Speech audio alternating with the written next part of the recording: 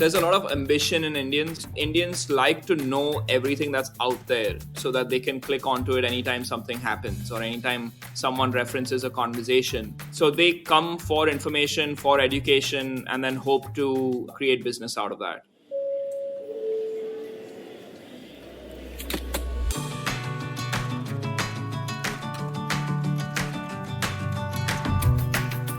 This is the Voice of Eb-5 by Eb-5 Investors magazine. Each week, we sit down with experts in the Eb-5 investment space to get valuable insights and the latest Eb-5 news.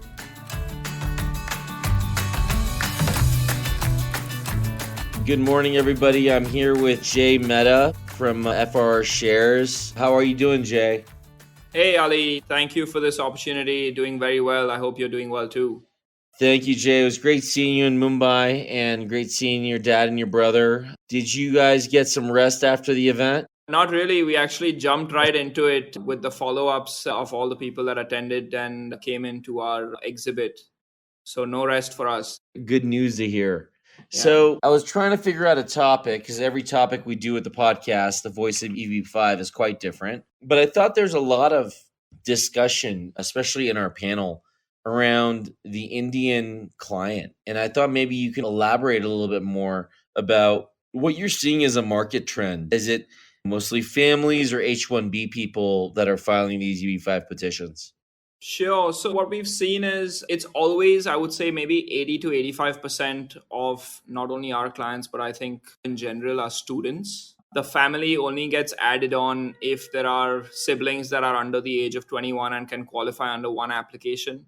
Sometimes we've also seen two applications for two kids because none of the parents want to take the responsibility or take the burden of a green card. They rather have two separate investments for their kids. So majority has always been the children.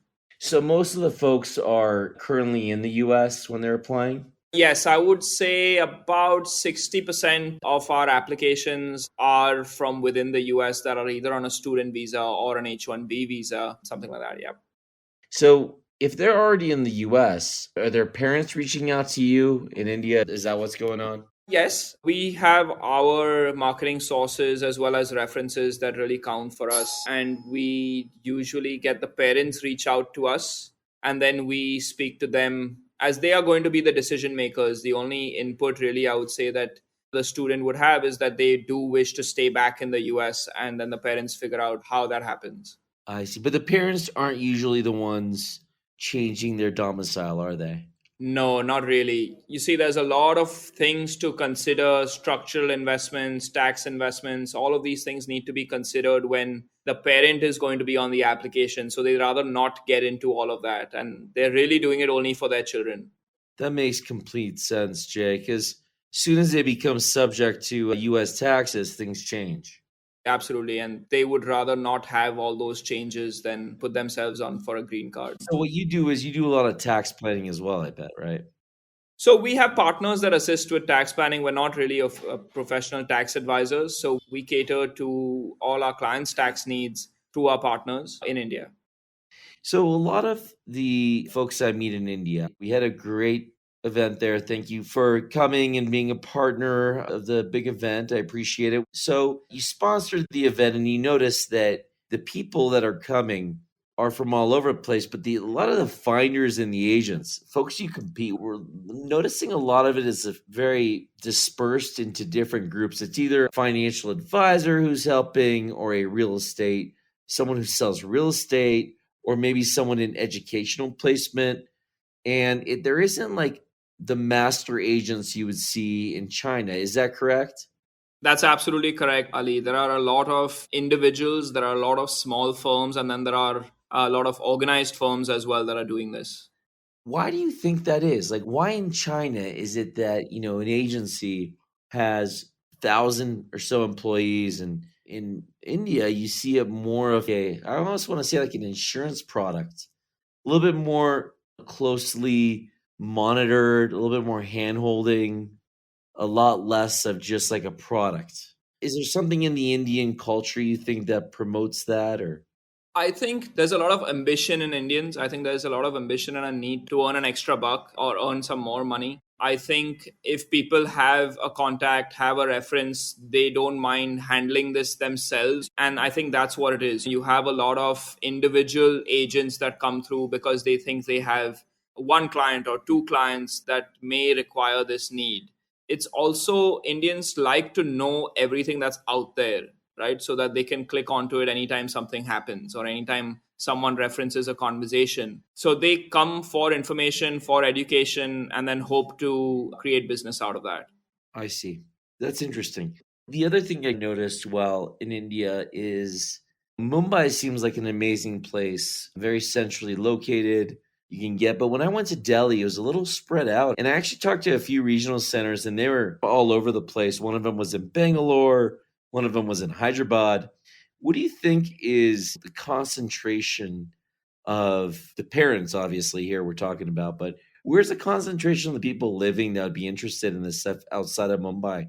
Do you think there's more cases out of Bangalore, Hyderabad, or Delhi? I think Delhi is bound to have the majority of cases. I think it's Delhi, Mumbai are pretty much up there.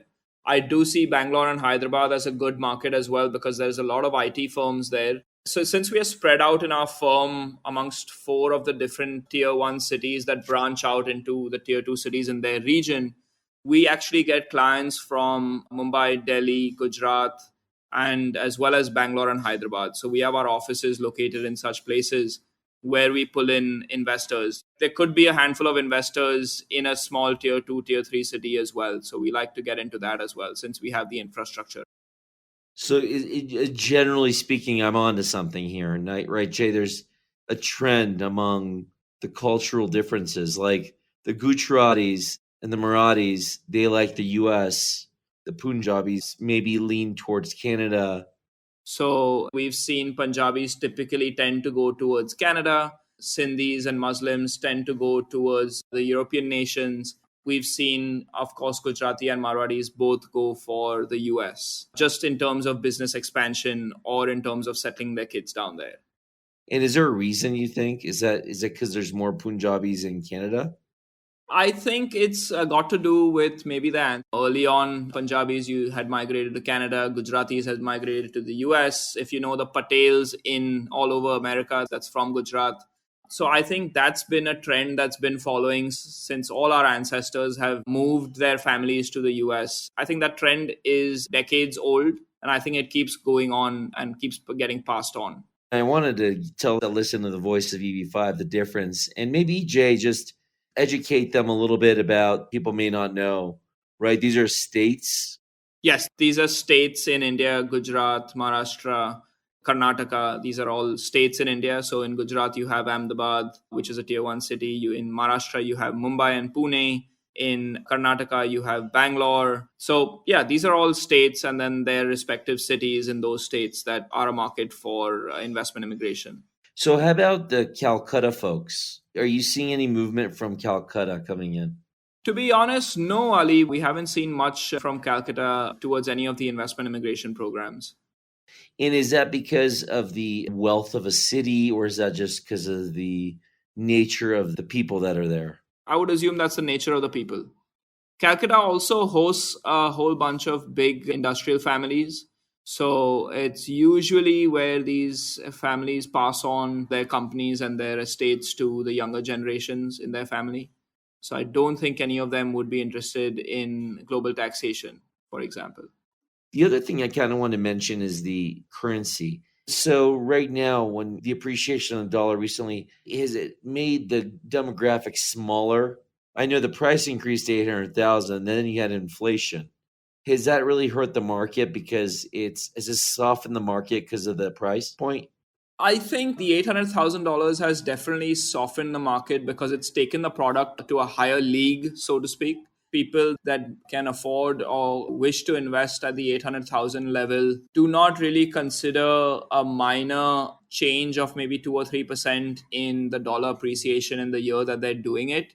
Yes, it is always a topic of discussion, and they do always want to save those few 100,000 rupees or so here and there. But I don't think it's a major hindrance to an application. It would be a major hindrance to an application only if someone is really using all of their life savings into the $800,000 investment and really has nothing to spare for any contingencies that may come along with it. So, on that topic, Jay, are the families that are investing, I mean, you get to see the net worth, right? So you're privy to the net worth and what these guys have in assets, because that's part of the application is knowing what their assets are. Are Yeah. you seeing people, including the real estate involved, are you seeing folks that are like 3 to 5 million in net worth, 5 to 7, 7 to 10, 10 to 12, 12 to 15? What net worth are you seeing mostly here, including other illiquid assets? I think it would be fair to say about 7 to 10 million. So, including the equity in their homes Yes. and the equity they have, the typical investor is probably worth 7 to 10 million. And upwards, I would say that, yes. And what do the parents do in these typical investors? Are they executives of companies in multinational companies? Are they business owners? What is the demographic here? It's exactly as you mentioned, Ali. It's corporate professionals, the C level executives, the head of a bank or head of a consulting firm or partner at a consulting firm, partner at a law firm, that category of professionals. There's also very few businessmen that we've seen wherein they are either selling off their business or their second generation is not interested in holding the reins of their business in the future, and hence they are settling their kids abroad. We've also seen a lot of professionals from the banking and finance industry that take up this option. So before I ask you about your role and your brother's role, which is interesting to me because I believe I like family businesses and I know you guys have a family business. Before I get into that, I wanted to focus on one other aspect of this affordability. There's a vast range of salary I see in India. You get the minimum wage, call it $150 a month. And then you have these uber rich people that are there. Am I right to say that there's a wider range of salaries in India than like Vietnam and China? Yes, I would definitely agree with that. There's a much wider range of salaries here in India. There also are many levels of hierarchy in a corporate firm that people can move up the ladder in. That's also got to do with the different levels of salaries that one have. So in India, are you born into wealth or can you make it? Is the class distinction based on parents or can someone have the chance to go up the rankings in India? I think someone definitely India is a land of opportunity, and everyone says that India is the place to be in the future as well. But I think to your question, there is a lot of opportunity for one to, the saying goes, rags to riches. I think there is a lot of opportunity in India to go from rags to riches, and there are so many examples in India of the same. I would definitely think it's possible for someone from a lower income class to make their way up and reach the higher end. So it's become more of a capitalistic society, correct? Yes. Is education free there or do you have to pay for it? I think in the government schools, it's I think it's free or it's a very nominal cost, but the private schools will charge a bomb. Yeah. I see. But do you see people from the public sector, public high schools having the same opportunities to get into a college or to advance? See, I didn't study here in terms of my higher education, so no. But I do think that for your primary and your secondary school, there are various boards, so to speak, that provide education, or these educational boards that we have. So I guess some of them cater towards the lower income class, some of them cater to the middle income class, some of them cater to the high end. So I think it's all dissected into that. This is actually my second visit this past time, and I really, really enjoyed it. And Great. everyone is super nice. Love the culture and the people. And I plan to do more traveling and come into all the India events because it started growing on me. The one thing that kind of bothered me the most was the air pollution. Are you seeing that people want to move out of Delhi? And man, I'm not sure if Mumbai has the same pollution, but Delhi, I could barely breathe. So Yep. are people leaving because of the pollution? I mean, is that another reason besides the kids? So we've got a few of our clients that have inquired and even transacted with us for environmental reasons. So yes, I would say yes to that. There are a lot of people that are now getting frustrated with the low level of clean air that they have on a daily basis, and hence that's one of the requirements to leave. Yes. You've heard that actually from your clients? Yes, there's a lot of dust and a lot of pollution, and that's the major reason for this. I see. And what other immigration programs are you seeing for maybe not the folks that are 7 to 10 million, but what else do people like to do if they're going to leave? Is there a second favorite program? So we're seeing a lot of popularity in the European regions of Portugal and Greece, and we're also seeing popularity for Canada and UK, which are at much lower investment amounts. Okay, so the UK is actually popular there. Yes. We cater to the skilled worker visa with an investment as well as the innovator visa, where one can invest close to about 250,000 pounds into an existing business or into a startup business and get an immigrant visa. I see. And that's freely available, or is there a quota to that? I believe it's freely available, yes. And that's 250 is the minimum? 250,000 pounds, yes, that's the minimum. And what else other than that? Are you seeing Ireland at all? No, honestly, we haven't seen Ireland. Also, I do believe Ireland has a pretty high investment amount, if I'm not mistaken. But we have not seen much traction for Ireland, no. I would say Portugal is a close second after AB5. I think a lot of people love Europe and want to live with the European lifestyle. So I think Europe, we have transacted now a lot of business for Portugal per se. And it's always been to do with a better standard of living or a higher standard of living. So maybe a lower income, correct? I mean, a lower net worth goes to Portugal. Not necessarily, although the investment amount is significantly lower than EB5. I think, again, the category of people that have exposure to Europe and have exposure to that lifestyle will still end up being in the higher end of the income category. The others, I would say, would be looking for job opportunities in such countries. So you say it's less about how much money they have, more about their inclination to live in Europe versus the US. Exactly. Live and travel, yes. Oh, that's interesting. But the students, I mean, obviously, it seems like US is kind of the first choice for education. Yes, absolutely. In fact, when we talk to a lot of parents and they are still discussing on where their kid is going to go, US is always one of the options. Awesome. Let's shift gears a little bit. These are great cultural questions, and I think the people would love to actually, obviously, there are a lot of developers and regional centers, new ones getting in the market, and they really listen to this podcast and learn a lot. So, shifting gears to your company, how many of you guys are there? Is it just you and your brother and dad on the business, or is there more? We actually have a bunch of offices all around India specific to our. So, Ali, to give you a bigger background, we've been in India since the past 35 years. We've been doing foreign exchange and equities since then. We started in the immigration space about 6 years ago in 2016 with a team of 8, and now we are about a team of 11 that are catering to this space. In my family, it's my dad, his brother, his son, and then my brother as well. So 5 of us. So your dad and your dad's brother and you're basically your cousin and your brother are part of kind of the leadership of the company? Yes. My uncle handles the foreign exchange side of the business of our family business. He's always in the know of everything and has referred many clients from their database as well. So you guys do foreign exchange trading? Yes, so we are actually one of the oldest foreign exchange brokers for bankers or for banks in India. That's about a 60-year-old, which we purchased roughly 35 years ago. That means someone comes in to buy euros or to buy another currency? So it's two aspects to it. There's a wholesale forex, which is done only between banks. And then there's a retail aspect to it, which is an over-the-counter money exchange for, let's say, you coming down to India and you want to convert your dollars to rupees, or for someone that's traveling abroad to Europe or something, we can definitely assist with their foreign currency requirements. That's interesting. So does that help with the transfer of the currency for the source of funds at all?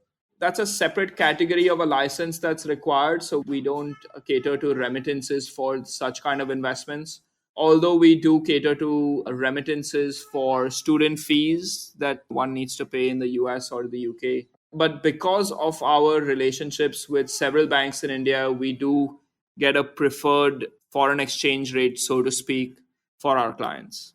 So that's the only amount of assistance that we provide to our clients for their EB5 or any other transaction. From start to finish with these clients, are you seeing it taking from the time they start inquiring to the time they make their investment, transfer the funds, and is that like a 6-month period or a year? It's actually a very wide range, Ali. We've seen transactions happen in as little as a month, whereas we've seen other transactions that can take anywhere about 1.5 years, simply because of the intent of the client. That matters a lot. Also, the remittance restrictions that India has to send money abroad, that is a pretty big hindrance to an EB5 application. Each Indian is limited to remitting only about 250,000 US dollars per annum or per year and per family member. And then there's also hindrances with who can gift who money specifically abroad. But that gets a little too technical. Very, very cool, though. Good information. Jay, I appreciate you getting on this call. And we have a lot of listeners out there, and you're one of our favorites out there, and you're coming to Miami, hopefully. Yes, absolutely. Thank you. This podcast is going to be published before you come out there. So is there any message you want to kind of give to developers or regional centers looking to come out there and talk to you? You guys can be quite popular with the developers and regional centers. Is there any kind of advice you want to give to them or any words of wisdom? Absolutely. So I'll just introduce ourselves. We are FRR Immigration migration agents in one of the largest immigration by investment markets, that is India. We've assisted over 100 families and raised over $50 million in the several programs that this space offers. I would say a few things to look out for amongst Indians is that Indians love to ask questions, and they will love to go into any detail regarding the project, regarding the financials of the project. So to have all those answers and information ready for them. Once someone decides to move forward, they would most definitely do that instead of and not waste your time or their own time. Indians love due diligence as well. So that is something that is key to them. So please do have all the information available to them at a moment's notice. Some Indians we've seen do also like to go down and visit the site of the project. So do have that available for them as well. Thank you, Jay. Really appreciate you being here on this podcast and look forward to seeing you and your father and potentially your brother with us too. So take good care and we'll see you in January. Thank you, Ali. You too. Look forward to seeing you soon. This has been the Voice of EB5 by EB5 Investors Magazine. To learn more about this episode, please visit eb5investors.com/podcast. To stay up to date with the latest EB5 discussions, be sure to subscribe to the show wherever you listen to the podcast. And if you like the show, please consider leaving us a 5-star review. It helps us out a lot. See you next week.